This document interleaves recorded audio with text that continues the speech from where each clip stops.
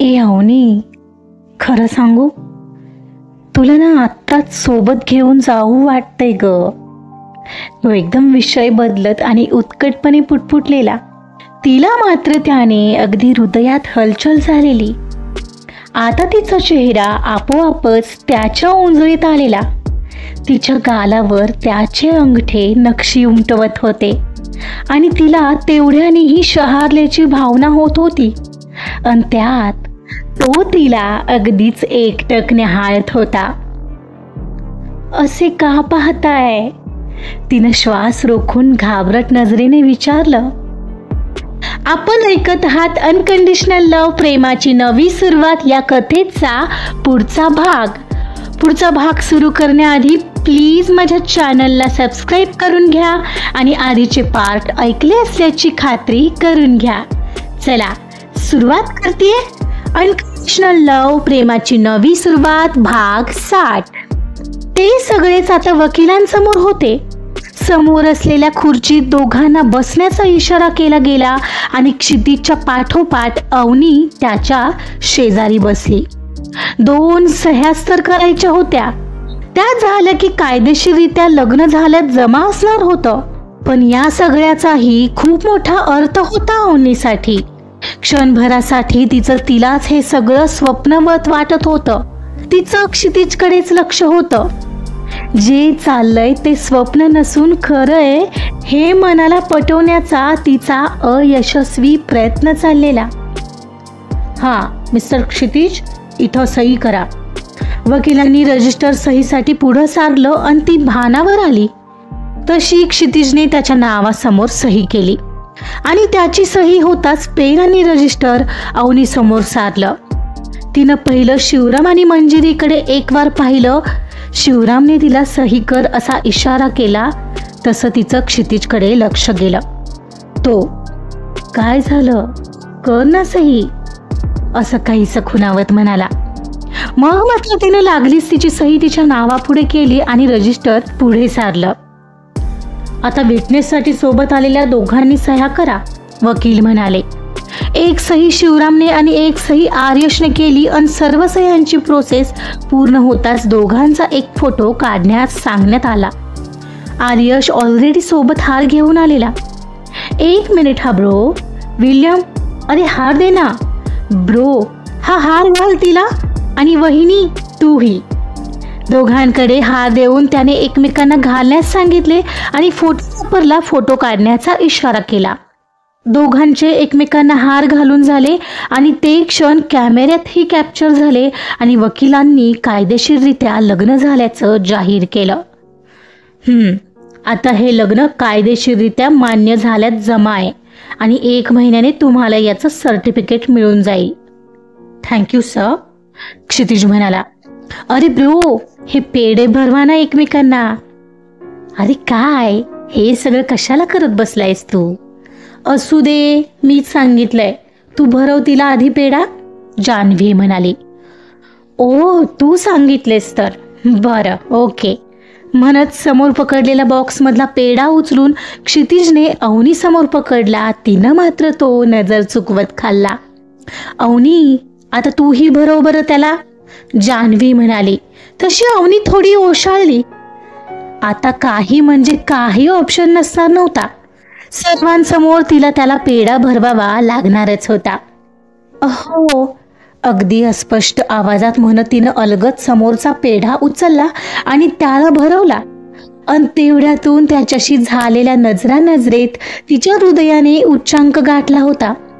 तिने त्याच्याकडे पाहायचं टाळूनही असं काही घडून गेलेलं आणि मग मात्र तिनं नर्वसनेसमध्ये तिची पाठीमागची वेणी पुढं ओढली आणि तिचं वेणीसोबत खेळणं सुरू झालं.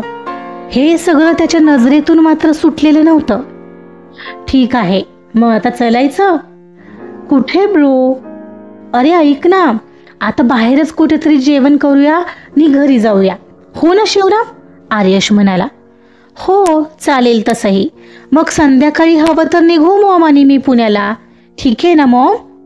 हो चालेल मला असंही. मला काहीच प्रॉब्लेम नाहीये. अरे ब्रो, जाशील रे, आत्ताच तर लग्न झालंय तुमचं, लगेच निघायच्या काय गोष्टी करतोयस? चला आता जेवण वगैरे करून घेऊ, मग निघू घरी. त्यांचं बोलणं चाललेलं आणि एवढ्यात अवनीच्या कानात शिवराम म्हणाला, अवनी, पाया पड ग तुझ्या सासूबाईंच्या, विसरलीस की काय? हो पाया पडते हा, म्हणत ती जान्हवी समोर वाकली. 1 मिनिट, तू एकटी का पाया पडणार आहेस? क्षितिज, आज तुम्ही दोघांनी जोडीने पाया पडायचं असतं. चल चल पाया पड माझ्या, जान्हवी मस्करीमध्ये म्हणाली. ओ हो का मॉम, बरं पडतो, म्हणत हसत त्याने अवनीकडे पाहिलं. तिला डोळ्यांनी पाया पडू असं खुणावलं आणि पुढच्या क्षणाला दोघंही वाकले. दोघंही खूप खूप सुखी राहा आणि लवकरच आता वैदिक पद्धतीने लग्न करायचंय काय, आणि कार्तिकला सुद्धा तूच तयार करायचंय हा क्षितिज, कळलं ना? मी काही पाहणार नाही. हो मॉम, थोडा वेळ दे, मी बोलेन त्यांच्याशीही. बरं मॉम, ब्रो, आता निघायचं का? पोटात कावळे ओरडत आहेत यार, आर्यश म्हणाला. हो चला निघूया, क्षितिज हसत म्हणाला आणि सगळे जेवायला म्हणून तिथून बाहेर पडले. फायनली रजिस्टर मॅरेज अगदी कसल्याही विघ्नाशिवाय पार पडलेलं. बाहेरचं जेवण खाण करून क्षितिज अवनीला घेऊन तिच्या घरी परतला. घरी आल्यावर जान्हवी तिला भेटायला आवर्जून गेली. अवनी तेव्हा कपडे चेंज करायला गेलेली. बाहेरून डोर वाजलं तसं तिनं आतूनच सांगितलं, मंजिरी, अगं मी कपडे बदलते आहे. अवनी, मी जान्हवी, क्षितिजची मॉम आहे, तुझ्याशी थोडं बोलायचंय. ओ 1 मिनिट हा, म्हणत तिनं पटकन दार उघडलं आणि त्यांना आत घेतलं. हो बोला ना, ती पुन्हा अगदी नर्वस होत म्हणाली. अगं एवढं टेन्शन घेण्यासारखं काही नाहीये, आणि हो आता मला मॉम म्हणालीस तरी चालेल. आणि हे घे तुझ्यासाठी गिफ्ट माझ्याकडून, काहीतरी गिफ्ट द्यायला तर हवं माझ्या सुनेला. सर्वांसमोर लग्न झाल्यावर तर देईनच, पण आत्ता सध्या हा हार आणलाय तुझ्यासाठी, बघ आवडतोय का? अहो कशाला आणलात? म्हणजे, ती तो बॉक्स हातात घेत म्हणाली. घे ग, उघडून तर बघ, आवडला नाही तर दुसरा घेऊ, त्यात काय एवढं, जान्हवी म्हणत होती आणि तिनं तो बॉक्स उघडून पाहिला. खूप सुंदर गोल्डन हार होता तो. खरं तर नावं ठेवायलाही जागा नव्हती आणि तो अगदी कॉस्टली वाटत होता. अहो मॉम, हा तर खूप सुंदर आहे, पण खूप महाग असेल असं वाटतं. एवढा महाग कशाला? अगं आता केळकर कुटुंबातील होणारी सदस्य आहेस तू, असू दे, तुला आवडला ना मग झालं. आणि हो, तुला आई नाही असं बिलकुल समजू नकोस, मी आहे. कधी वाटलं काही तर माझ्याशीही बोलत जा, माझा नंबर घेशील क्षितिजकडून. हो मॉम, चल काळजी घे. तिच्या गालावर आणि डोक्यावर थोपटून जान्हवी बाहेरही निघून गेली आणि अवनीला मात्र भरून आलेलं त्यांच्या त्या प्रेमाने. आधी तर तिला वाटलेलं की त्या काहीतरी सांगायला किंवा समजावायला आल्या असतील, पण नाही, असं काही नव्हतंच. कसलीही श्रीमंतीची मिजाज नव्हती त्याच्या मॉमच्या वागण्यात. तिथेच तिला जान्हवीचं वेगळेपण जाणवलं. तिनं तो हार नीट ठेवून दिला आणि कपडे बदलू लागली. कपडे बदलून झाली होती एवढ्यात तिचं डोर पुन्हा वाजलं. तिनं मंजिरीच असेल असं समजून दार उघडलं तर दारात क्षितिज होता. त्याला असं तिथं आलेलं पाहून तिच्या चेहऱ्यावर घाबरगुंडी उडालेली. तुम्ही काय हवंय का? हो, देणारेस का मी जे मागेल ते? तो आत येत मिश्किलपणे म्हणाला. अहो सगळे बाहेर आहेत, तुम्ही असे आत कशाला येत आहात? काही हवंय तर सांगा ना, मी आणून देते. मंजिरी कुठे गेली ही? ती नाहीये का बाहेर? त्याला आत आलेला पाहून कावरी बावरी होऊन ती बोलतच मंजिरीला पाहायला बाहेर डोकावणार तसं क्षितिजने तिच्या हाताला पकडून तिला आत ओढलं आणि तिला बाजूला घेतलं. जरा गप्प बसणार आहेस का? ती आहे बाहेर, पण माझं तुझ्याकडे काम आहे आणि मी निघणार आहे सायंकाळी, कळतंय का तुला? निदान जाताना तुला भेटूनही जायचं नाही का मी? हो, पण असं तुमच्या मॉम आहेत बाहेर आणि सगळेच आहेत ना, असू दे, तसंही माझ्या बायकोच्याच रूममध्ये आलोय मी. आणि हो, एक गोष्ट राहिलीच तिथं. मी रिंग्स घेऊन आलो होतो आपल्यासाठी. वेट म्हणत खिशातून त्याने 2 बॉक्स काढले. त्यातून तिची रिंग काढली आणि तिला म्हणाला, तुझा हात पुढे कर. तसा तिने तिचा डावा हात पुढं केला.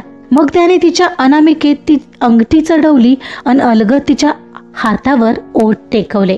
लागलीच बाजूला होऊन त्याने दुसरी अंगठी काढली आणि तिच्या हातात देत स्वतःचा हात पुढं केला. आता मला घालशील तर मलाही आवडेल. हो, घालते. गालात स्मित करत तिनंही अलगद त्याच्या बोटात रिंग घातली आणि बाजूला झाली. बस झालं? आणखी काही नाही मिळणार आहे का मला? तो किंचित तिच्या जवळ सरत म्हणाला. म्हणजे म्हणत भलतीकडे पाहत त्याने एक पॉज घेऊन मोठा श्वास घेतला आणि तिला पटकन जवळ येऊन मिठीत घेतलं. हे अवनी, आय लव्ह यू यार. बघ हा, मी माझा शब्द पूर्ण केलाय. आता बस, मंजिरीची 10वी होऊ दे. मी तुला इथे नाही ठेवणार. आणि हो, डॅडशी सुद्धा लवकरच बोलून घेईल. त्यांच्याशी बोलून घेईल म्हणजे? ते तयार नाही आहेत का आपल्या नात्याला? ती किंचित बाजूला होत म्हणाली, कारण कधीचा हा प्रश्न तिला छळत होता. अगं असं नाहीये, ते दुसरे कॉम्प्लिकेशन्स आहेत बिझनेसमधले. तू सोड ना, नको काळजी करू, मी बघतो ते. अवनी, खरं सांगू तुला ना, आत्ताच सोबत घेऊन जाऊ वाटतंय यार. तो एकदम विषय बदलत आणि उत्कटपणे पुटपुटलेला. तिला मात्र त्याने अगदी हृदयात हलचल झाली होती. आधीच तो असा जवळ आला की शरीरभर कंप सुटायचा. आता तिचा चेहरा आपोआपच त्याच्या ओंजळीत आलेला. तिच्या गालावर त्याचे अंगठे नक्षी उमटवत होते आणि तिला तेवढ्यानेही शहारल्याची भावना होत होती. अन श्वासही जडावल्याची भावना होऊ लागलेली. अन त्यात तो तिला अगदीच एकटक निहाळत होता. असं का पाहताय? तिनं श्वास रोखून घाबरट नजरेने विचारलं. पाहत नाहीये, भरून घेतोय तुला डोळ्यात. त्याशिवाय काही ऑप्शन आहे का? काय माहीत कधी संपणार आहेत हे 6 महिने अवनी. कधी एकदा तुला तिकडं घेऊन जातोय असं झालंय ग मला, तो म्हणत होता. अन क्षणभर तीही त्याच्या डोळ्यात हरवलेली. पुढच्या क्षणाला मात्र त्याने तिच्या नाजूक ओठांवर ओठ टेकवले आणि क्षणभर त्यांचा गोडवा चाखू लागला. त्याच्या त्या स्पर्शाने ती विरघळू लागलेली. दोघंही हरवले होते त्या क्षणात. एवढ्यात, ए ताई, कुठं आहेस? मंजिरीचा त्या रूमच्या दिशेने येणारा आवाज आला. तसा मात्र तो पटकन बाजूला झाला आणि आरशासमोर जाऊन केस नीट करू लागला. ताई, तू इथं आहेस? अगं सांगायचं ना. ओ सॉरी, मी चुकीच्या वेळेला आले का? ती दातावर दात प्रेस करत क्षितिजला तिथं पाहून म्हणाली. तोपर्यंत अवनीने तिचे किंचित विस्कटलेले केस नीट केले. अवनी, मी आहे बाहेर, म्हणत क्षितिज तिथून बाहेर सटकला. हां बोल ना, काय म्हणत होतीस? चल, मी येते तुझ्यासोबत. मी बघते चहा पाण्याचं.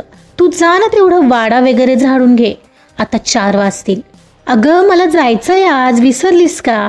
चिवचा वाढदिवस आहे, तिला काय गिफ्ट देऊ सांग ना. तू चल आधी किचनमध्ये, मग सांगते, म्हणत अवनी मंजिरीसोबत किचनच्या दिशेने निघून गेली. क्षितिजची नजर मात्र तिच्यावरून हटायला तयार नव्हती. आता तर फार कठीण वाटत होतं त्याला तिला इथं सोडून जायचं. जणू एका रजिस्टर मॅरेजच्या त्या प्रोसेसनेही त्यांचं नातं प्रचंड बदललंय असं त्याला वाटत होतं. डॅड, तुम्ही आणखी किती दिवस हातावर हात धरून बसणार आहात? तो क्षितिज तिकडं तिच्यासोबत लग्न करून रिकामा होईल, मग डोळे उघडणार आहेत का तुमचे? श्रावणी तिच्या बाबांना बोलत होती. श्रावणी, सध्या शांत रहा. एकतर या संग्रामने उद्योग करून ठेवलाय, तो निस्तरू दे. त्याला तुरुंगातून सोडवणं किती जिकरीचं झालंय माहितीये? कमिशनर लेवलवरून प्रेशर निर्माण झालंय. पोलीस कोऑपरेट करत नाहीयेत आणि हे कमी होतं म्हणून तिच्या घरी जाऊन उद्योग वाढवून ठेवलाय त्याने. त्याला तर ना अक्कलच नाहीये बिलकुल. तिचा नाच सोड म्हणालो होतो तरीही तिच्याच मागे का लागलाय तो? काय माहीत तिला काय सोनं लागलंय आणि त्याच्यामुळे इकडे माझ्या आयुष्याची वाट लागायची बाकी आहे. डॅड, पण क्षितिज मला हवाय एनी हाव. हो, आहे माझं लक्ष त्याच्यावर. आता तर तू गावीही राहत नाही, सो डोंट वरी. काय सांगताय डॅड? हे कधी सांगणार होतात मला? हो, तो आता पुण्यात गेलाय, तिथेच असतो. तिच्याशी लग्न करण्यासाठी ही पावले त्याने उचलली की मी बरोबर करतो. नाही तिच्या त्याच मंगळामुळे त्यांच्या घरीही तिला बेइज्जत व्हावं लागलं तर बोल, मग आपोआप तीच सोडून देईल त्याला. जे काही करायचं ते असं करायचं असतं श्रावणी. साप पण मरायला हवा आणि काठी पण तुटली नाही पाहिजे, आणि मग त्यांना तुझ्याशिवाय पर्याय नसेल. होप सो, असंच कराल. मी त्या दिवसाची वाट पाहते. बरं चला, मी आता जेवायला जाते. लवकर गुड न्यूज द्याल ही अपेक्षा आहे. हां डॅड. हो चल, तू ठेव. त्या संग्रामचं बघू दे, खाली वकील आलेत भेटायला. बघू दे काही होऊ शकतंय का. म्हणत तिच्या बाबांनी फोन कॉल ठेवला आणि श्रावणी मनोमन खुश झाली. कपटी मनात आशेची पालवी जी फुटलेली. आजचा पार्ट इथंच संपलेला आहे. बघूया श्रावणी आणि श्रावणीचे वडील त्या दोघांमध्ये आता काही प्रॉब्लेम क्रिएट करू शकतायत का. ऐकत रहा अनकंडिशनल लव, प्रेमाची नवी सुरुवात. कथा आवडत असेल तर प्लीज लाईक करा, सबस्क्राईब करा आणि शेअर सुद्धा करा. Thank you so much.